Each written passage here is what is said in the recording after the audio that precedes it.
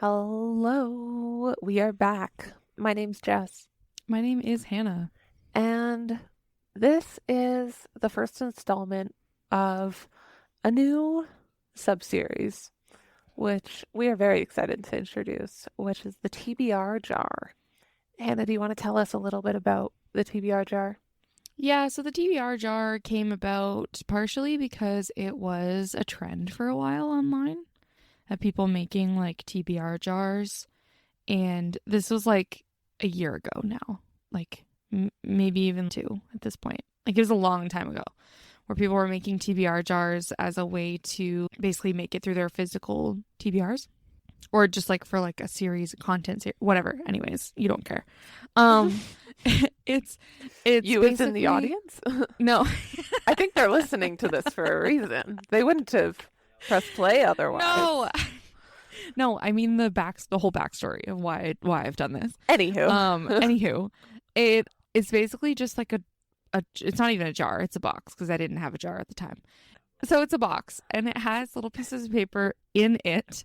And on those little pieces of paper, it has some kind of a prompt about some kind of a book. So for example, it would be like a book that has something red on the cover, or a book whose last page ends in a 0, or a book with chapter names, or whatever. It's stuff like that. And I originally created the jar before this podcast even started, Mhm. has a way to help me read through my physical TBR, because the typical TBR jars are like, it'll be like the literal titles of the book that people own on the little piece of paper in the jar. But I am a mood reader that was never going to work. I would just keep drawing until I found one that I liked. And it's just like, I would have broken all the rules. Okay. So I did it in the form of prompts instead so that I could still have some kind of choice, but within my own library. So like the only rule is that I would have to pick something I already own in my physical TBR, like TBR usually, or like a Kindle book or whatever. And then I forgot about it. In true Hannah fashion, Yep. I made it and then forgot about it. And so then I remembered one day because we were brainstorming, and I remembered I have the TBR jar. We should do that. And so now we're doing it. Yeah. And that was a short story long Yep. version of that. Yeah. Yep. TLDR, we have a new series. Welcome Yeah. to the TBR Jar. The TBR jar. Yeah. Today we're going to be talking about morally gray characters as a prompt. However, Mhm. first, how's it going? How are you? How's your day? I am well. My day is pretty good. It's weird because my break from school is almost over. It's New Year's Day when we're recording this. Happy New And Year's, everyone. Happy New Year, everyone. This will be, I think, the third episode of, Yes, fourth correct. episode of. That's third. Okay. You have the spreadsheet, I believe you. Yes. Um, and so, like, I woke up today, first of all, at noon, because I got home super late last night, and then I took an hour to open my good things jar for the year, because last year was a bad year. And when New Year's rolled around, I had a really hard time being positive about the year. And so I then, for 2025, bought this massive jar. And every time something good happened in the year, I would stick something related to it in the jar. So it would be like ticket stubs or receipts or just like a little note. Or if someone gave me a handwritten note or something, I'd put it in there. And so I spent like an hour just going through all of the good things from the good things jar this year. And so I went to bed quite late, but it was really nice. It was a really great exercise. I am going to do it again this year because I think it was wonderful for me. And so I need to get a jar. But anyways, I woke up this morning feeling good because like it was nice to reflect on all that stuff, and it's crazy that it's a new year and whatever. But I just had so many things that I wanted to do. Like, I wanted to game, but I also wanted to read, but I also wanted to paint, but I also wanted to record, and I also wanted to go through my clothes, and I also wanted to sort through my closet, and I also. And so I did none of those things and took a nap. Well, actually, that's not true. I gamed for a few hours this morning, and then I had something to eat, and then I took a nap. Nice. Good start to the new year. Yeah, and so that's how I started my new year. I started my new year making it to Green Path in Hollow Knight. Do you play Hollow Knight? No. Okay, if you like I think platformer I games, think you Jared should. has. Okay, I started it 2 days ago, and I made it to the Green Path. For anyone listening who might know what I'm talking about, and then I stopped to play Assassin's Creed for a little while. I got a controller, so I was testing out my controller and all my controller games. And it's cute and it's pastel green and it lights up. And it's Cute. mini, so it fits my little hands. So I did that, then took a nap. Now here I am. And my holidays were great. I had a great time. Got to see lots of family, spend lots of time with family, see some friends. And I got to spend some time with my boyfriend's family. And we've been together for like 6 months now. So it was like the first time that we'd ever spent any like significant amount of time with either one of each other's families. So that was cool. Big step, but a good one, I think. And it went well. So I'm just chilling. all, Nice. all that to say. Cool. I'm just chilling and the year started off great. Love that. Yay. Yeah. How are you? I am quite all right. I had an all right holiday season, and I've just been reading Granny Smut for the past week. So good times all around. Can't complain Amazing. that much. Yeah. So yeah, that's been nice. I actually just finished it right before we started recording. So that's thrilling. And I'm updating all of the spreadsheets. So Amazing. it's always a good time. And basically my cat's just been really cute a lot lately. So that's been pretty awesome. And yeah, that's it. Wow. Yeah, Short and sweet. not much going on. I still have a fucked up foot, so I'm home Oh. a lot of the time. Oh. Yeah. That's no good. Yeah, but I bought 5 new books today. Amazing. Do you want to share Love what they that. are? Yes, We'll I do a little book haul on the do. Book pod. haul. Okay, so I was gifted a handful of Indigo gift cards from some lovely family members, and I'm very grateful. So I picked up today, as well as a lovely book tote, which has 3 pockets. Oh my goodness. Yeah, and it's green. Nice. Uh-huh. As well as a body bag that fits my Kindle. Cute. So thrilled about that because I've been wanting one of those for like months now. So Did you not perfect. have a bag that fit your Kindle? No, not like one that was What? like the perfect Kindle size. And this one is like Oh. a goddamn glove, I tell ya. I am thrilled. That's amazing. Yeah, it's the best day. So Cool. that's excellent. And so the books that I got are The Southern Book Club's Guide to Slaying Vampires by Grady Hendrix. Cool. Yeah, I listened to it on audio and I had a very good time. And I've slowly been building a Hendrix collection. So I thought, why the heck not? I got Vengeful by V.E. Schwab, which is book 2 to Vicious. I also got A Darker Shade of Magic by V.E. Schwab, which I'm very excited for. I'm so excited that you have that because it means that you're truly a fantasy girly now. And because that one's not even a fantasy romance. And I'm thrilled. Yeah. I also have it, so I want to read it too. There we go. Buddy reads. I also got Vicious Creatures by Ashton Noon, which is just a spooky dooky one. And To Kill a Mockingbird by Harper Lee, because I've never read it. Neither have I, and I was told by a retired English teacher that is a crime, considering that I am about to be an English teacher. Was it Mr. Parr? It was not Mr. Parr. It was my third cousin, Carolyn. Impressive. It sounds like something Mr. Parr would do. Yeah, no, it's not Mr. Parr. Although I would imagine Mr. Parr would also find it criminal. Yeah. It was, in fact, my cousin. Now we can both read it. Yeah. Now we can both read it. I think I actually do have a copy somewhere. I just don't. I don't know. I have to catalog my books. I've got like 600 of them, and I've read like half of them. I have to put them in my library spreadsheet. I haven't The done ones you that bought yet. today. Yep.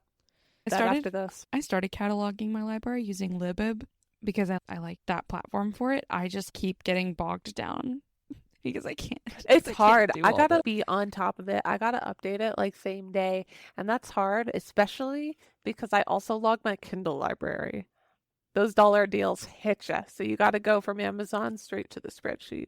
Yeah, I did It's surprisingly did not get oof. anything from Amazon, like from, oh my God, what is wrong with me? From Kindle. I didn't get anything from Kindle Daily Deals over I like the haven't in a boxing week, while. whatever the hell. I didn't do it. Like, I No. haven't done it on Steam though. Oh Steam, I've been my doing some God. damage. Yeah. Same, to be honest. Yeah. We finally became friends on Steam this week too. I So know. that's You a know what new step in our happened? relationship. You want to know what happened? I started gaming and I've always been like weirdly shy about gaming. Same. Did you see how many friends I have? No, because I didn't look I out of have three, respect. and two of them I got this week as well. I got three new friends recently. I quadrupled my friends list. No. The other two are my uncle and his wife. That's so funny. No, okay, because so I'm really shy about my gaming because I'm a girl and growing up being a Feel free to girl, look at my library. yeah, It everyone's is so cozy. but here's the thing is I like all of the like, the like Assassin's Creed and like, Hell yeah. Call of Duty and whatever the fuck. I like those types of games too. It's just like growing up being socialized as a girl. Obviously I'm a girl. I'm a woman. But Period. but like what happens is those spaces are all very male dominated by, at least in my experience, a bunch of nerds who were like, ew, we don't want to play with girls. And so I never felt welcome. And so I've always been weirdly shy about gaming because I'm not very good at it. I'm also weirdly shy about things that I've never tried before. And so what happened was I made a Steam account and made everything private. I had that shit on lockdown. There was no way that anyone was going to be able to find out what I was doing on there. As as time has gone on, this was a year ago. As time has gone on, I realized that's ridiculous. And I only had one friend, and it was Anika, our music Uh-huh. guy. And even she was not allowed to see my library. Like I had everything on private. Like we were friends Nice. on there, but like like she Funny. could not see anything. And so I finally, this past week, I think it was when I got my controller, Uh-huh. I made everything not private, not on Wow. fucking lockdown. And then I felt okay, we can be friends on Steam. And so that's what happened. So I only got Steam like this past year as well. And what's really funny is I've got a hilariously decked out Steam page for being just a girl. And because I literally only had one friend on Steam until this past week, and it was my boyfriend, and he's the one that helped me get my profile so decked out. And so I've got like a really cool background. I've got like the banner. I've got it like with the letters so it says sorry, I'm trying because I'm really shit at games. And so when people go to my profile to get mad at me from online games, they see that and they just go, this is just some fuckhead's girlfriend. And they won't be so mad. So it's a good plan. Oh my God, I won't even play online games. It's a You're good better time. than me because I have not even a little bit gone into online games because I don't want people to be mad at me and I don't want to deal with that. My profile photo is also like a frog, like giving you the bird. And my name is Nuisance. So I really just set it all up. Bro, I don't even have a profile picture. I know. I don't have anything. I don't Yeah, want to you be probably have Steam perceived. points. Just go to the points shop. It's a good time. I probably have so many Steam points. You probably do. But here's the thing. I don't want to be perceived in any way. You're like, I would rather be the void. Yes. Yes, I am a void on there. Lovely. Yeah. So that's my weird thing about Steam. My boyfriend isn't even one of my friends on Steam. He's like one of the most lovely and sweet and kind and encouraging people I've ever known in my life. Like, If anyone fuck off. if anyone was ever not going to judge me for my gaming, it's my boyfriend. It is Sir Thomas, okay? So But here's the thing. Here's the thing. I don't care. I'm still shy about my gaming and I'm still working on it. And so the only people on there are our music guy and you. hell yeah. And that's it. And nobody else can find me. We're so cool. All right. Let's get into it. TBR Yeah. jar. Yep. Morally TBR gray Jar. characters. To be clear, the literal prompt was a book with a morally gray character. Yes. And one of our TBR jar rules is that we have not told each other which book we picked for this prompt. So this is a complete surprise. It's probably not a complete surprise to you. I read 2 books in December, and you can probably process of elimination, figure that shit out. Yeah, But however, I chose just not to think about it. okay. And I'm really good at just like empty braining things. Thinking about it now because you said it, I know exactly what book you picked. However, I've never heard of it before, so that goes in your favor. Yeah, no, Um, I'll tell you why you haven't heard of it. It's like okay. such a random, obscure thing. Anyways, All right. carry on. Do you want to go first? Who's going Sure. first? Yeah, I'll do it. Drum roll. Give me your book report. I read Phantom by H.D. Carlton. Oh my god. Uh-huh. Okay. Yep. Yep. H.D. Carlton. Yes, ma'am. It is a cat and mouse. Oh. And so I'll give you the description to start off with. And yeah, so it's November 12th, 1944. And this house holds on to souls for a lifetime. I thought I had given it to my husband when I vowed to love him until the end of time. I lied. Nothing could have prepared me for the day my phantom appeared outside the window. He was terrifying, yet hypnotizing, and I couldn't deny my intrigue. I never intended to fall into a whirlwind romance with my stalker, especially because he's so much more than that. A criminal, a mobster, a man who offers me solace from the monster in Parsons Manor. There are many that haunt these halls, yet it's only my husband I fear. Okay, so we have a stalker, Yeah, and we have a husband, and we have ghosts. yeah. And these are all different people. Yeah, the ghosts are actually like pretty minor. Like the ghosts don't really play a part of the plot, to be honest. It's okay. just like sometimes the house is like spooky. Okay. And we have a shitty husband? Yeah, we have a shitty husband. And does he get what's coming to him in the end? He gets divorced in 1944, which is like bad juju. Okay. But he doesn't get like tortured? Not like he deserves, in my opinion. That's such a pain in the ass. Yeah, Okay, we'll get into continue. that. We'll get into it. Okay. Yeah. So, yeah, basically, we've got 3 people. We've got Genevieve, the wife. We've got Ronaldo, the stalker, the phantom, if you will. Ronaldo. Ronaldo.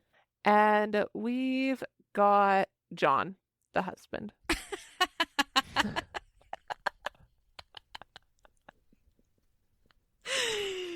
John, the husband. Yeah. Oh my god, that's so 1944. Yeah. And we've also got Ronaldo's boss, Angelo. Because remember, Ronaldo Is a mobster. A mobster. That's right. I love a mobster. So, how we go under the theme or the prompt, if you will, of morally gray characters is pretty darn obvious right off the fucking rip. However, Ronaldo Capello is consigliere to the mob boss of the Salvatore family. Is it Salvatore or Salvatore? I don't know. It's so funny It's that Italian, I asked though. you that. I asked you Yeah, you that. asked me that question. I have no fucking idea. Oh my gosh. Nice of you to ask, though. Love that you had that faith for a second. Okay, so essentially, Ronaldo is sent to check on a man that owes Angelo money and became indebted to him through gambling. And guess who that man was? John. Mm-hmm. And when he arrives John. at the estate, he spots through the front window none other than Genevieve Parsons and immediately becomes enraptured by her. He is obsessed and knows that he will not be satisfied until she is his. He stalks her and watches through windows until one day enters the home while her daughter is at school and husband at work. She has seen him a handful of times, watching from the tree line, and she's intrigued. They begin to get to know one another and develop feelings. He saves her husband from being killed by Angelo only because he knows it would devastate her daughter and in turn devastate Genevieve. Their affair becomes love, and Angelo assures Ronaldo that if he stops taking contracts, he can step into the shadows and have a life with Genevieve and her daughter, and also that he's got a few lawyers under his thumb that would grant a divorce even in 1944. We end up rooting for Ronaldo and Genevieve to find a way to be together, whether that's by killing her husband or divorcing him. We don't really care. In the end, though, he really is a criminal who found a woman he decided he was obsessed with, stalked, broke into her house, essentially told her there was no outrunning him, even if she ever dared to try, and that he would take care of her husband. And we want to think that he's the good guy still, because even though he did all of those pretty darn terrible things, and that's not even like touching his kill count whatsoever, because he treats Genevieve better than John could ever dream to, we want him to succeed. Did you write that? Yes. That's probably the best book report I have ever encountered. That was Yeah, great. so Amazing. yeah, You're more prepared than me. that was just like my like summary of like why it ties into the prompt. Okay. But Amazing. yeah, so it was Seems like pretty darn everybody's morally interesting. gray. Kinda. Because, like, we have the mobsters, we have the stalker who's a fucking stalker, and then we have the husband who's, like, doing some shady gambling shit, and he's, like, a Yeah. shitty husband. And Yeah. then we have this woman who decides that, you know what? Yeah, the Uh-huh. stalker, hot though. And Hot, here's though. the thing, though. If your wife, I'm thinking as if I'm John, right? If your wife is so unhappy with you that she sees a stalker and goes, I like that better. Mm-hmm. John, what are you doing? He was not treating her with respect. That's for darn tootin', sure. Okay, but was he like outwardly like abusive, or was it just 1944? Well, he forced himself on her once. No, absolutely not. Absolutely not. Absolutely not. Absolutely not. I was trying not to say he it, should but die. In the book, in terms of this fictional world, he should yeah. die. And so but like Genevieve begged Ronaldo not to kill him Oh, she's an because idiot. he was kind to their daughter. Like he didn't ever like the worst that he did to her daughter was like the coming home late all the time because he was at the bar. Okay. Yeah.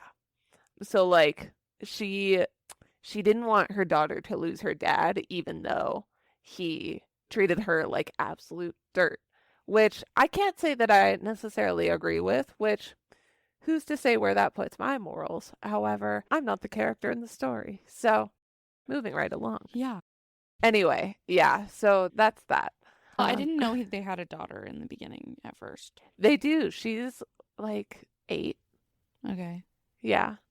And Yeah. that's like the whole reason she stays with John too. Because Yeah. it's 1944. And even when she finally like admits that she loves Ronaldo, she's like, okay, but I'm still gonna stay with John for another 4 more. No, she's 14 because she goes, I'm gonna stay with John for another 4 more years until our daughter is 18. Ugh. And it's just like that's kind of stupid. Yeah, for sure, Mhm. definitely. And so I rated this 4 stars Okay. overall, and I thought it was interesting because the author added a disclaimer at the beginning reminding readers that this book was set in 1944. And so she wrote as if she would have spoken in that time. And so I felt she did a pretty good job of emulating the 1944 Italian mobsters. And Ronaldo still had such a mouth that it was chef's kiss. Amazing. And so I enjoyed the book overall. The only spots where it lost points per se was one, I just don't have a large preference for historical fiction, but that's just personal opinion. So neither here nor there. And even so, I still enjoyed like the 40s housewife aspect of the story as well, and she did a very good job of that. But second was I felt that I lost track of who was in the mobsters, and so the only ones I really remembered out of all of the mobsters was Ronaldo, our main man, Angelo, the Mr. Mob boss, and Polly, which was another mobster that Ronaldo trusted. And anyone else, they're probably dead. I don't know. Period. Okay. Yeah. Sounds about right for the mob. Yeah. Someone side character named Polly. Yeah, exactly. So Polly was a homie. We like Polly. And I do have some quotes, of course. So page 14 said, "What's your name?" I asked it again breathlessly. "Ronaldo." Do you want to hurt me, Ronaldo? Never, he answers. I only want to cherish you, Genevieve. How do you know my name? I know everything about you, just as I know you will love me too. That's on page 14. Hello? That was like a slap to the face right off the rip. And then page 117. So this scene is like in her kitchen and they haven't done anything yet per se, but there's so much tension that you can literally cut it up and serve it on a plate. And he just tells her, a queen has more important duties than undressing herself. Let me take care of that for you. Oh, I kind of like that. Yeah, that reminds me of Hades in A Touch of Darkness. Ooh, yeah. He very much has that vibe. And there's this one line where literally all he said was, "May I undress you?" But with the scene, with his character, with the whole atmosphere together, it was like, oh, okay. Yes, Like, you may. since you asked so nicely. Oh. So 138. I fear he has created an insatiable monster, and now he must live with the consequences. A mad woman he has made me. But if this is madness, I don't ever want to be sane. Which is just more mushy gushy mumbo jumbo, but it had a je ne sais quoi. Yeah. And then page 166. This is going into when Ronaldo has decided that he is taking Genevieve. He's taking John's woman, whether John likes it or not. And so he said, as far as legitimate companies are concerned, he's paid up. As far as I'm concerned, he owes me now, and it's his wife I intend to collect. Ooh, I like that one. I think that one's my favorite. Right? It's just chilling. Page 310. And this is a beautiful scene, by the way. He said, how cruel is it that Mother Nature spent millions of years forming such a beautiful sight only for you to exceed it within mere minutes? Oh.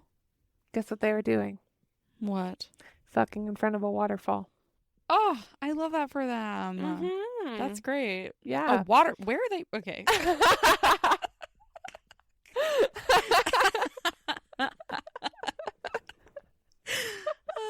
They went on vacation. Oh, She told okay. John it was a girls' trip. Oh, that's so funny. I love that. That is a trip for the girls. Yeah. So that was crazy. I'm surprised. It's 1944. And Yeah. John's like, yeah, girls' trip checks out. What? Yeah. And then 4 pages later, she says, thank you for showing me a love for waterfalls. I whisper, I never knew I loved them. There are so many more I can take you to. Bro, it's not the waterfall that we're here for. That's like saying you watch porn for the plot. That's not, like, I don't believe you. It's not about the waterfall. Yeah. And then page 317. There will never be another, nor will I live a life without you. Death awaits us all, Genevieve. Even still, it will not keep me from you. There will never be sufficient words to respond, so I capture his lips in a passionate kiss, content that no matter what happens, he will always be with me, in life and in death.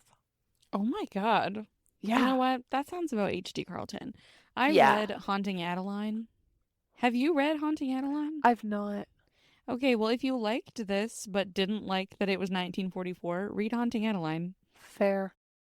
I think you should read it. I think you'd like it because it's not in 1944. Cool. Perhaps. Yeah. Romance was my number one genre last year. Yeah. Just to say. That's crazy. It probably will be again. I'm so pleased with myself. And you purchased a fantasy book that's not even a fantasy romance. I did, because it's V.E. Schwab. Yep. I love Victoria. That is a woman. That is a woman. We love V.E. Schwab around here. Yeah.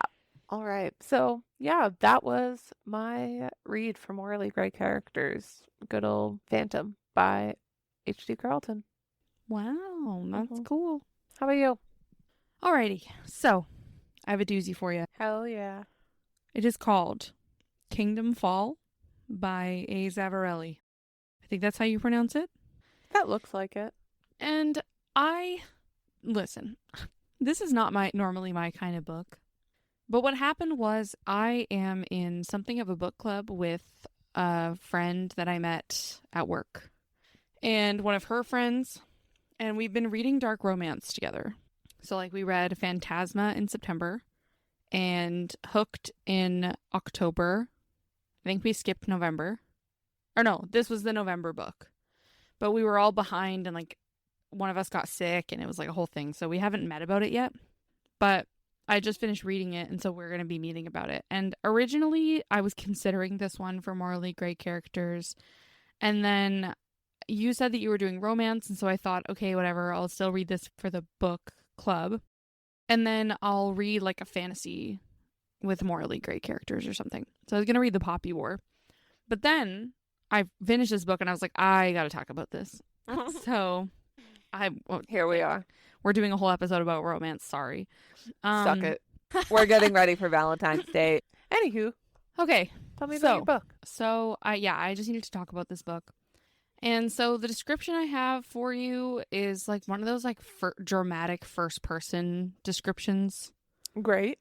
Which is not reflective of the book at all. Like the book is not like that. And so I'm like, well, it is in first person, but it's not like overly dramatic like this. So the description I have for you is, I was a nanny in need of a job. He was darkness personified. I had little to call my own. He was filthy rich, powerful, and dangerous. The assignment was simple, and my goal was to take care of his son, keep my head down, when he least expects it, destroy him. It should have been easy. I thought it would be until I looked into his stark blue eyes. Kissing the enemy is a bad idea, but so is falling in love with him. He doesn't know my crumbling foundation is built on lies. When he discovers the truth, I'll find out if he's as brutal as I believe. I came here to steal his life. I didn't count on him stealing my heart. And I hate that description because it's not reflective of the book at all. It's not pretty gross. At all. Yeah, like that is essentially the plot, okay? but also it's completely different. But that's not the writing style. Like it's not like that. That's hilarious. I feel that way a little bit about the Lords. Yeah. Like when you say it like that, it's hard. Ridiculous. Yeah. It's like, of course they fucking don't think this is good literature. Yeah. The writing style is not like that. And that's why I hate giving descriptions like that because it makes me look bad, you know? Because I rated this book 4.75 stars. But when you read that, it makes no goddamn sense. Oh, no, 4.5 stars. Sorry. Oh, that's pretty darn good still. But when I read that, now I look bad. It makes me a floozy. Yeah. So essentially what happens is we have this character. His name is Alessio. He's our morally great character. I love that we both had Italian ones. Yeah. So Alessio is not, it's not a mob per se. But it's a secret society. Oh, okay. It's an international secret society of a network of very rich and powerful men who mostly, I would guess, do crimes. But they also have like a very specific set of laws and rules and code around it. And they have their own council called the Tribunal, that they have their own prisons. They have all kinds of stuff. Like they're self-governed, essentially. So it's like, it's the mob, but like... kind of like the Lords. Yeah, it's bigger than the mob, and also they do have rules. Huh. Okay. I love a good secret society. Yeah, and so essentially, also, the men who are descendants of one of the founding members of this secret society are called sovereign sons and are essentially treated like royalty. So Alessio Scarcello is a sovereign son. And what that means, essentially, he's like very highly sought after in the society as like an eligible bachelor. But he has taken a vow to himself because of his dark past to never marry. Oh. And in the beginning, we don't know why. And that's weird for a society man because they're just also breedable. Well, essentially, they want to like continue their family lines in the society. Yeah, so we just said the same thing. Yeah. And so it's like kind of taboo and frowned upon that he's not married because society men are expected to get married to what they call society daughters and have kids. And he has vowed never to do that. But he does have a son. The son's name is Nino, Mm. and he's so cute, and I love him. And he's 7 or Oh. something like that. Like he's a little kid, 7 or 8 maybe. And he, I'll get into that actually. So basically, he decides that he needs a nanny for Nino because his last nanny died because I'm pretty sure she saw something she wasn't supposed to. And so he, as he does, puts out an ad to like the general public for a nanny. And the whole society is like, why are you doing that? That's a huge risk. What if she sees something she's not supposed to? She doesn't understand our ways. What if she raises your son wrong? What if she like teaches him something that's going to go against what our values are? Blah, blah, blah.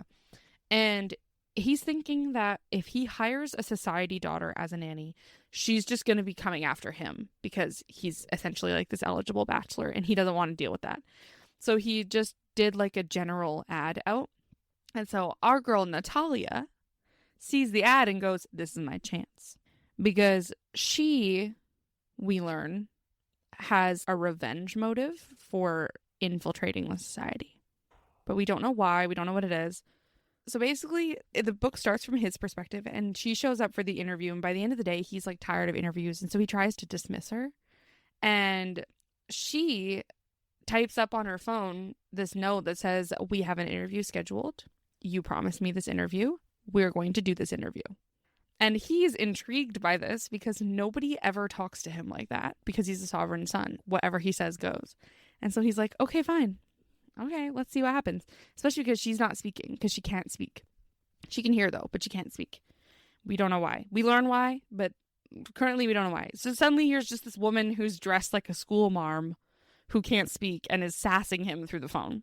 and he's like, amazing. I'm curious.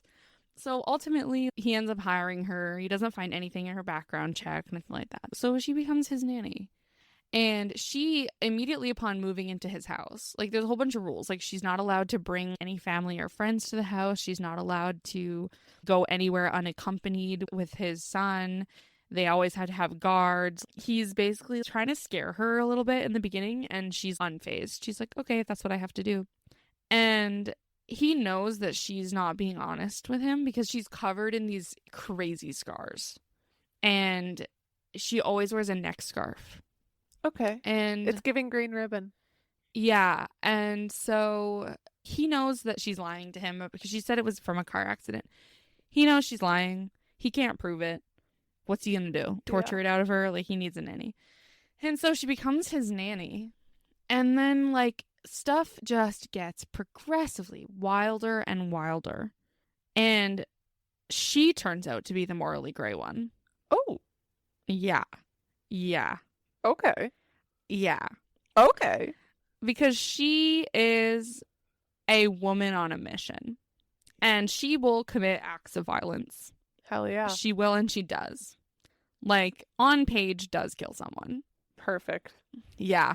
I love a And bad so bitch. I was like, oh, the plot twist, especially because like she seems so timid and mild, and she is kind of afraid of him. Like she is scared. Like that's one thing that I appreciate about both of the main characters is they're both very believable as real people because they both have their own vulnerabilities and their own like stuff going on. Like they're both fairly morally gray, but then they both, you see their soul. They start to, through the process of cohabitating and her nannying his son, they sort of heal each other and they ultimately fall in love.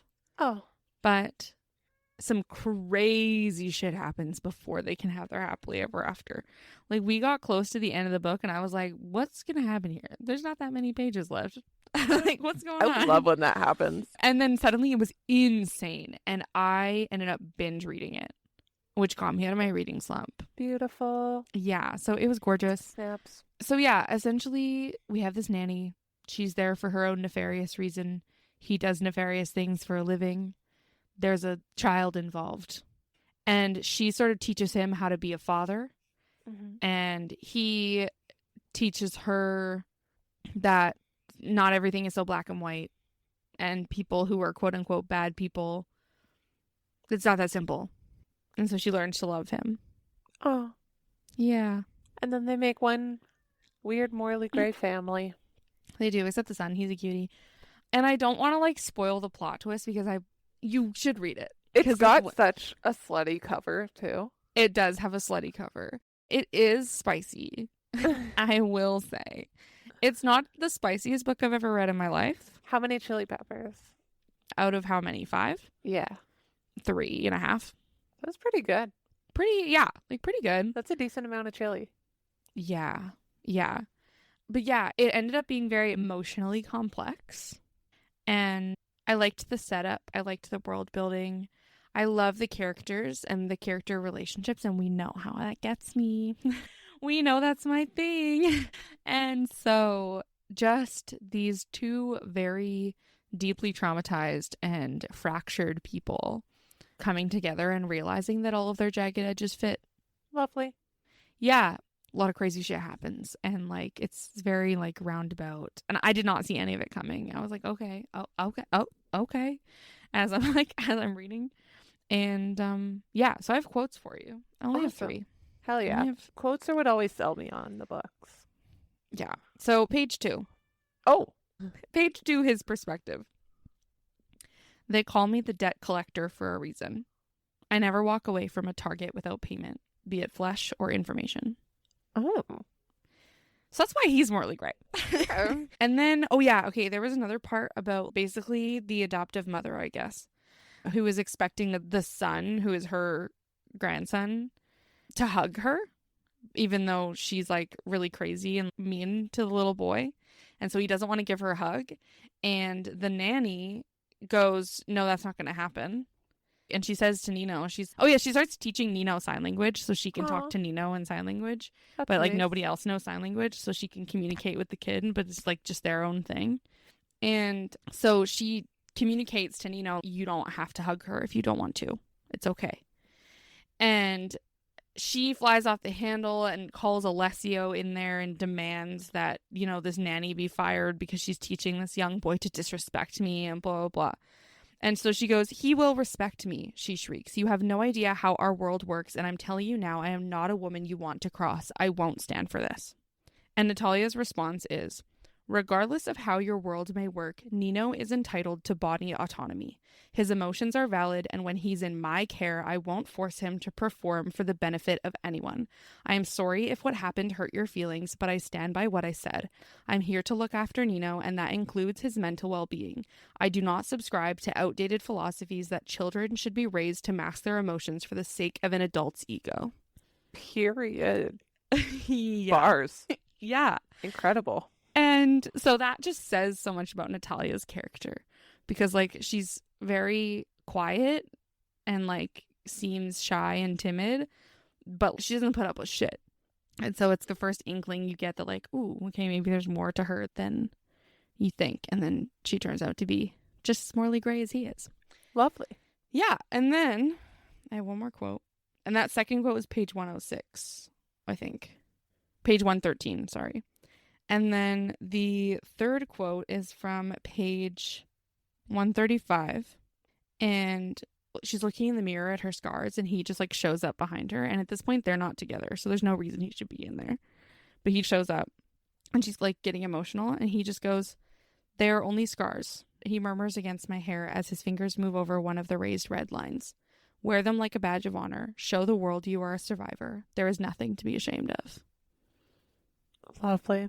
Yeah. That's so nice. Yeah. And he's like encouraging her to not dress. Like she dresses like she covers herself head to toe because she's worried about these scars. And he finds her in this moment of vulnerability and is like, no, own it. Yeah. Yeah. So like Body positivity. Yeah. It also comes from a place of let them know that like they can't fuck with you. Someone's already tried and they've obviously failed. Yeah, they failed bad. Yeah. They underestimated her for real. For real. Yeah. So that's Kingdom Fault by A. Zavarelli, and I really liked it. And I'm sorry that I was kind of like chaotic and didn't have a clear thing to say because I didn't want to give away the whole plot. But yeah, they're super really great. He kills people for a living. Excellent. She kills people sometimes. So did Ronaldo. Yeah. Genevieve Did not kill anyone. Yeah. Oh yeah, no. Natalia for real kills. She like feral beast kills people Oh, in that's hot. self-defense. Like, yeah. I love a woman.